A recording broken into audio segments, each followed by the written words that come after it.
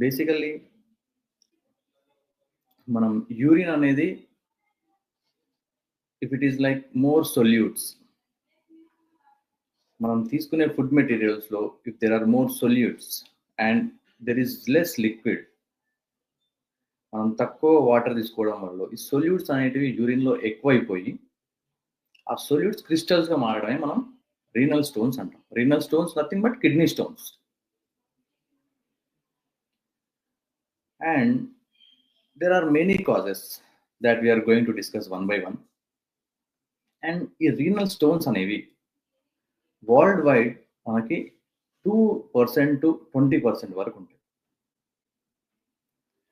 So and life టైంలో it will be like 10% of men and 5% of women will get affected by these stones. And coming to discussion of stones one by one, if we take what are the risk factors for kidney stones?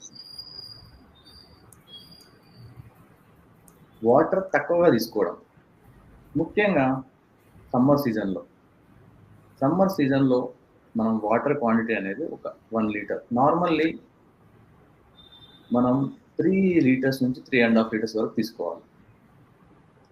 పర్టికులర్గా చెప్పాలంటే మన urine అనేది వైట్గా ఉండాలి always. మనం ఎప్పుడైనా urine ఎల్లోగా ఉంది అంటే మనం వాటర్ తక్కువ తీసుకున్నాం. సో అట్లీస్ట్ మనం ఒక 2.5 లీటర్స్ ఆఫ్ యూరిన్ ప్రొడ్యూస్ చేయాలి. అంటే at least 3.5 litres of water to 4 litres వరకు తీసుకోవచ్చు. అండ్ ఇంకా చాలా రీజన్స్ ఉన్నాయి మనకి